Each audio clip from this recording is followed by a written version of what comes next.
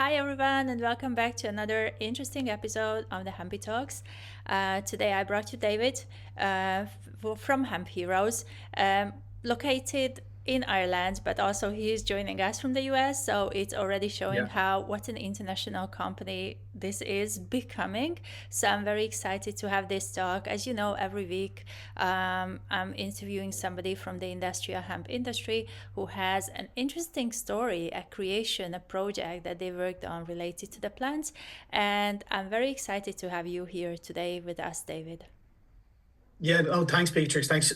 Thanks so much for having me on. The first question I have for you, is how did you get to know about industrial hemp? Yeah, so it kind of became in a roundabout way. I have a couple of friends who are professional athletes, and they were using hemp supplements, basically for recovery. And when I kind of looked at the industry, and I suppose as hemp as a whole, I just became absolutely fascinated with it. Like hemp has such I suppose, a wide history, and a lot of it's kind of been, I suppose, forgotten in a sense. So hemp as an actual agricultural crop was probably one of the first crops to be grown at an industrial scale, and it goes back thousands of years. So when I looked into just all of the things you can make with hemp, I kind of just it made me wonder, why don't we use it more? And yeah, I just became absolutely fascinated with it and decided I wanted to kind of get involved in the industry. That's fantastic. I'm also like very much that you focused on food stuff and animal feed and just a limited range of products. And that's usually one of the challenge that I could see that many hemp business owners have, that because of this huge diversity and a diverse use of industrial hemp, they are often lost at how to narrow it down. So how did you manage Yeah. to narrow it down and have this focus? Yeah, so when I kind of looked at the industry, we kind of wanted to be more on the food side, food and kind of, I suppose, food supplements. I just felt it was kind of a better kind of fit for, I suppose, my expertise. I've always been into wellness and taking different kind of food supplements. So I felt that was kind of the best fit, where I don't come from a construction background, which I think you would kind of need if you were looking at more of the fiber, kind of like building material side. Um, so it kind of just it naturally suited, I suppose, my strengths a little bit more. And then I had my own interest in actually taking the products myself. So it probably worked best. Lovely. What was the what were some of the initial feedback that you received from people when you started out with the piloting? And so initially people were actually really interested, because I think when I got involved in the industry would have been about 2017. So hemp and hemp products, in particular, probably like Ireland, UK, would have been still very new. So a lot of people didn't really know what they were. There was a lot of maybe misinformation and misconceptions, which we kind of had to address early on. But from the get-go, people really liked the products that we were doing. So we actually started with an outsourced manufacturing partner in the UK, and then over the last couple of years, we've actually brought everything back in-house. All right. What were the very first products you had? So one of the very first products we had was actually a pet product, which we still have now to this day. So we've 10 pet products, I think, in total. Um, so like, for example, like we do pet treats now that have hemp in them. And again, it kind of, I suppose it's really good for calming. It's really good for overall wellness. So that would be one of the first products that we done. And I suppose we seen the opportunity and the demand from pet parents for products which were, I suppose, good for their pet's health, would kind of, I suppose, support it. And we're also made of natural ingredients. So like the pet treats that we have now, and we've two SKUs, so two different products, and they're all plant-based, and they contain actually 14% organic hemp. That's wonderful. Yeah. So, So yeah, yeah, so like just from a sustainability point of view, it's a lot better, because unfortunately when you actually take a deep dive into even say the pet industry or pet treats, a lot of pet treats, the list of ingredients is a mile long. It's a lot of stuff in there that probably doesn't need to be there, and cheap fillers. So like with the treats that we're doing, and we've 7 ingredients in them, and they're all natural. that's wonderful. And that's very important as well because I assume in many countries it goes like hand in hand that the food that you provide for humans and what you provide for animals, they both have to have high standards, and the regulations are equally strict for both of them, which is natural, for all living beings. So Yeah. that's very important to have a short list or long list, but it's being very transparent about the ingredients. So that was a very important point that you mentioned. And how did you how did you manage to grow? Because I was following you for some time now on LinkedIn, and I could see that every time you pop up on my LinkedIn feed, there is a success story that linked to Hemp Heroes. So what's the secret behind this success and quick growth? A lot of hard work and not enough sleep. um, to be honest, I suppose, well, there's no kind of one key to, I suppose, our success today. Definitely a lot of hard work and just putting in the hours is one thing that like you can't really skip. And the second thing is just being very quality driven. Like everything that we do is always based on quality first. And because we want to give our customers the best quality and I suppose best value for their money, which I feel like a lot of the industry kind of maybe overlooks, or it's kind of maybe third or fourth kind of priority. So like I think over 90% of hemp products in Europe and pretty much globally are made by third party manufacturers. So basically the vast majority of the industry is all private label, white label, for another term. So it just means the brand doesn't make their products. So one of the kind of things that we wanted to do early on was really take a stake in the industry and actually manufacture in-house, which means we can really stand behind our products. So I think that's probably a testament to our success to date, because like we literally live and breathe what we do and we know exactly what goes into each one of our products. So it just means that we're not relying on that third party to, I suppose, do their part of the job. That's also an inspiration, to many. And my intention, what I shared with you early on before starting recording this episode, is that I really hope that many people get into industrial hemp and they start creating with it, because I do believe that the future is going to be many small manufacturers, and we are going to somehow maybe intimidate or get rid of the big manufacturers and those third parties, and many people will take that responsibility to own what they are having in their brands. So I really hope that there will be many examples similar and many stories similar to yours as well coming up. Now, there is one question that we were discussing just before we started the recording. It was about the role of the government on supporting different initiatives.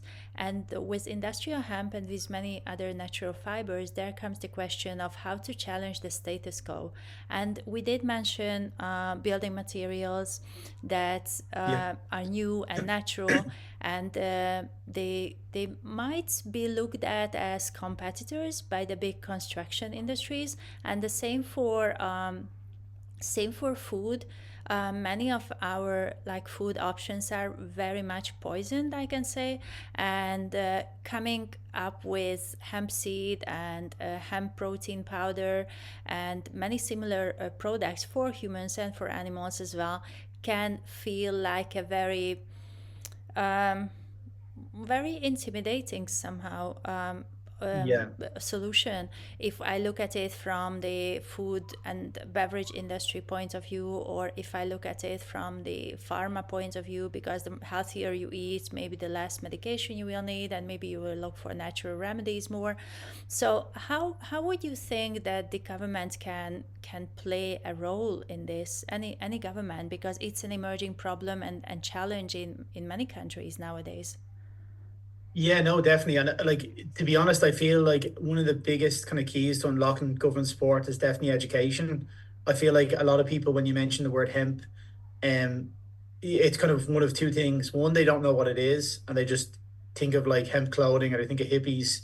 And then second is, um, they have misinformation, which is even worse, and they have a bad perception on something which they have little or no knowledge about, and maybe heard something in passing from someone and it's incorrect. So like I think definitely the education is probably the biggest point, is to like educate people and really bring them along to explain the uses and the benefits, and why every government, no matter where you live, should be promoting and investing in hemp. Because like I remember mentioning this previously on a podcast, that if we found hemp on Mars, we think of it as this wonder crop and we'd want to grow it everywhere. And it's kind of been just forgotten in a sense that like people don't really talk about it. And hemp industries, I suppose, in most countries were quite large at one point. Like even in Ireland in the early probably 1900s, hemp would have been grown not in a huge amount, but to a lot larger degree probably till today. For fiber, for feed, for so many different materials. And if you look to some of the European countries like France is a huge hemp industry still that's thriving and it's growing, which most European countries would have had, but then it kind of just fell off. And then similar in the US as well, like the US hemp industry was like massive at one point. Um, I don't know if you've ever seen the stuff about the Hemp for Victory Yes. campaign that was ran during World War II. Yeah, which was cool. So the government essentially promoted and encouraged and paid farmers to grow hemp and to help with the war effort. And then the hemp industry literally took off. It actually started to kind of, I suppose, take a lot of the tobacco industry away. And it was kind of an additional kind of crop that you could grow instead of tobacco. And yeah, after World War II, then it kind of, I suppose, it fell into a bad light again. So I think there's huge opportunities. I think governments probably just need to look at it kind of from a wider perspective and see all of the benefits because I know even just in Ireland alone, we've, I suppose, committed to certain kind of climate initiatives in terms of like carbon emissions and the rate that we're going at now, we just won't meet them. Where if we were growing hemp, because hemp is such a good carbon sequestering crop, it would help and go a long way. And it's a very, I suppose, low cost, low tech investment. Yeah, absolutely it is. And nowadays, maybe more and more initiatives are popping up. And the reason for that can be the climate as well, because of the desertification now is a global phenomenon. So more and more farmers are looking to grow something that is more resistant, to the climate that we are having, Yeah. and hemp is definitely one of those solutions. So that's very promising. And having said that, how would you see the future of industrial hemp globally, and also how would you see the future of hemp heroes in that global picture? Yeah, probably I'm very optimistic on both, which is good news. So in terms of like the global hemp industry, I feel like it is going to continue to grow, and I feel like you will start seeing more hemp food products on the market, whether it be protein bars or hemp seeds or kind of hemp proteins. And even in the animal sector, I think you're going to see more and more of it in animal feeds. Like for example, most cattle would be fed on soy, and which usually comes from kind of, I suppose, Asia essentially, because for example, soy obviously won't grow in Ireland, where that could actually be supplemented by growing hemp, and it means then you've essentially cut down on all of that shipping needs, and it's something that can be grown by local farmers. So like, I feel like there's some really easy, quick wins there, and that most countries could implement and make a big difference, in the long run. Um, and then there's a lot of innovation as well in the hemp, I suppose, space in general. So I've been reading up on some of the stuff around the semiconductors with hemp, which is pretty interesting. So essentially making hemp batteries, or using the carbon from the hemp essentially. So that I find fascinating, and it'd be interesting to see how that kind of develops. Then in terms of hemp heroes, I suppose yeah, we want to kind of be a global brand and I suppose like a global company for good. So like we were B Corp certified as of April last year. So we're actually the first hemp company in Ireland and the UK to get B Corp certified. Which I suppose goes to show our commitment to sustainability and essentially trying to make the world a better place and not just make profit. So yeah, the goal for I suppose for Hemp Heroes is to help even more people and pets and with our products around the world. Yeah, so I only have, all my best wishes for Hemp Heroes to grow, to become that global brand, and would like to direct everybody's attention to check out Hemp Heroes. They are present on many platforms. They have a wonderful interactive website as well where you can see all the nice products. So try it out and get in touch with David afterwards and tell your feedback and how it was. For now, thank you, David, for being here, and thank you for telling us about you, your connection with hemp, and Hemp Heroes as well. Wishing all the Yeah, no, best thanks to so Hemp much. Heroes. Thank you. Thanks.